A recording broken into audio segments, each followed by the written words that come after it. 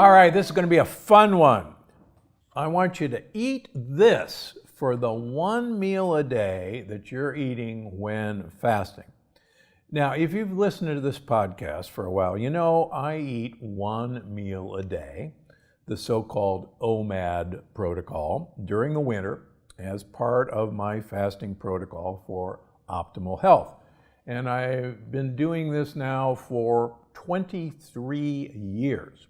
And so far, so good. So everybody wants to know, what do I eat for my one meal? Well, I'm going to reveal this in just a moment. But first, I'm going to explain why I practice this intermittent fasting schedule for half the year. So why would I do this? Well, first of all, I do it during the winter because winter would normally be a time of less food. And that's true even in the jungle. There are times in the jungle, where we all came from originally, where food is not very plentiful. Fruit, as you know, only ripens once a year in the jungle, in the spring and summer, and maybe a little bit in the fall, and then it's not available at other times of the year. Those of us who grew up in the Northern Hemisphere or even Southern Hemisphere, where there are strong seasons, know that the winter seasons is a time of less food availability. You can't grow it in the winter. You could store it potentially, and even animals are harder to come by in the winter. So there's good evolutionary evidence that we went through periods of getting a lot to eat and storing fat for the winter, and then living on our fat for extended periods of time and not having much access to food. And so there are circadian rhythms that happen in a 24-hour cycle that most of us are now aware of, but there's also circadian rhythms that happen with spring, summer, fall, and winter. In fact, looking at hunter-gatherers, modern hunter-gatherers, they follow an absolute interesting seasonal circadian rhythm with the different foods they ate. And interestingly enough, their microbiome changes dramatically from season to season. So there's evidence that we should vary our food, and we should vary the amount of food and the types of food we eat from season to season.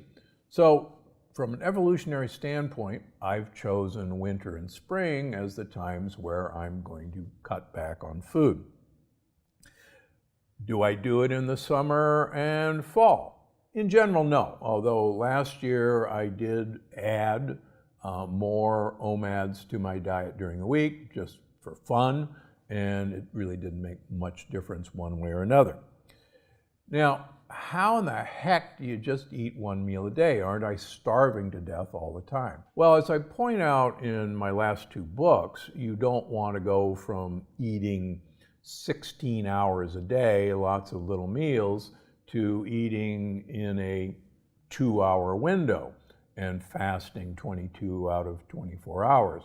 Most people, as I talk about in Unlocking the Keto Code, will fall flat on their face. You will have no energy, you will have headaches, you will not want to do anything. But you want to gradually transition to compressing your eating window to a smaller and smaller time period.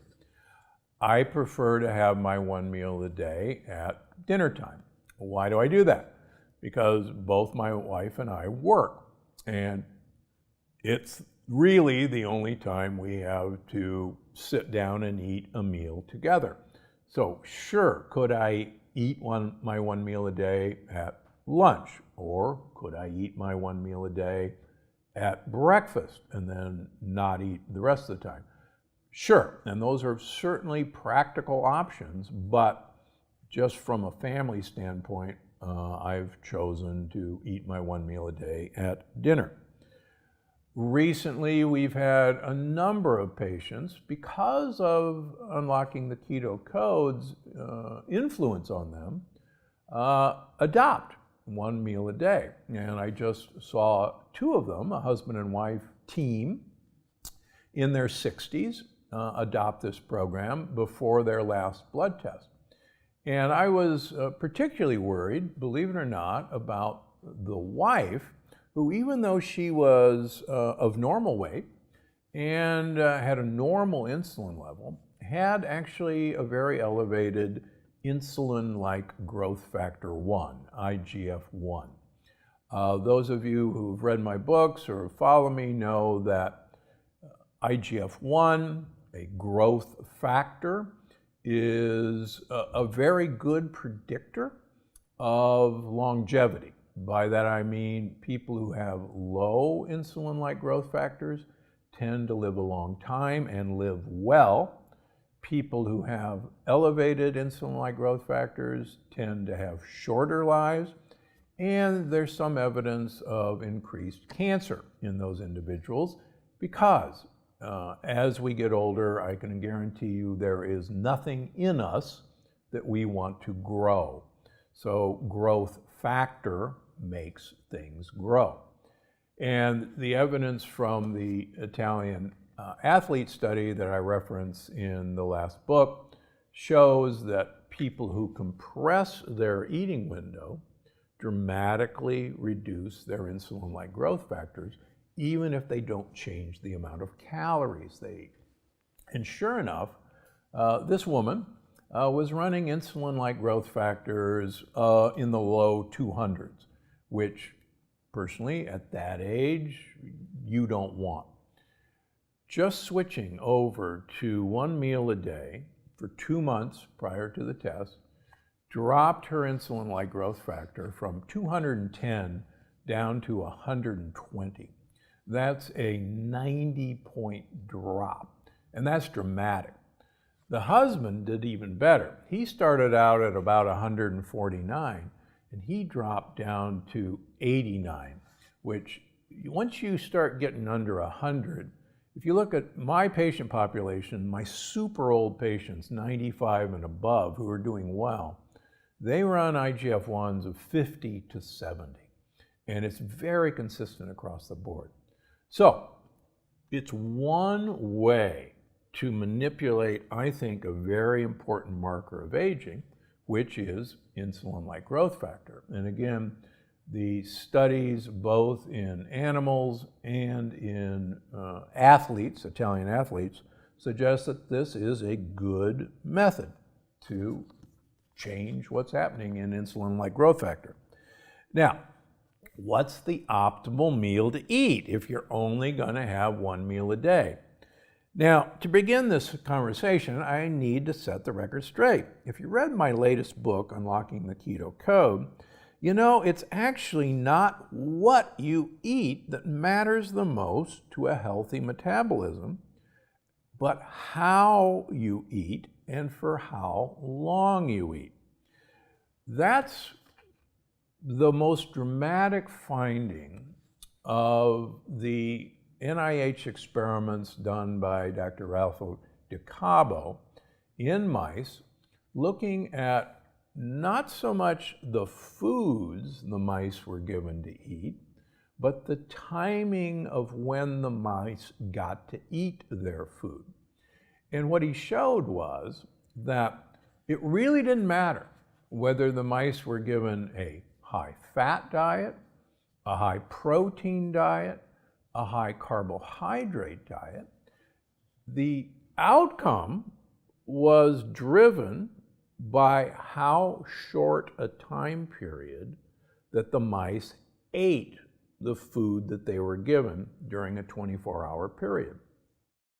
The mice that ate all day didn't live very long. The mice that compressed whatever they were eating, whether it was high protein, high fat, high carbohydrate, compressed that eating window lower and lower, lived the longest, regardless of what they were eating, and had far less amyloid production and beta amyloid than the animals that ate all day long. So that's actually really exciting news. And as you know, one of my sayings from that book is eat short to live long. So that experiment and the Italian athlete experiment has convinced me that compressing my eating window is one of the strongest ways I can impact my long-term health. So, is there any bad news to that study? Well, all the mice eventually died, but the mice in the high sugar group, most of the mice died from liver cancer. And that's actually a very common cancer in mice. So, long story short, would I make my one meal a day mostly sugar? No, I wouldn't. But the takeaway is the beauty of constricting the time that you eat all of your calories during the day gives you lots more options into not being a fanatic. Oh, I can't have this, I can't have that. I can't have that because that's high carbohydrate or that's high fat or that's high protein. Just compressing your eating window gives you tremendous power over your health. So, what would I suggest you have? Well, first of all, I can't say this enough, the more I can have you eat green things, the better off you are. As I mentioned in Unlocking the Keto Code, the more you can eat the rainbow, which really means eat polyphenols, the better you're going to be. I've said this before, multiple times a week, I will have pressure cooked beans as part of my meal. And that just drives some of my critics crazy, but pressure cooking beans makes them actually an important part of your diet. I learned this from my years at Loma Linda.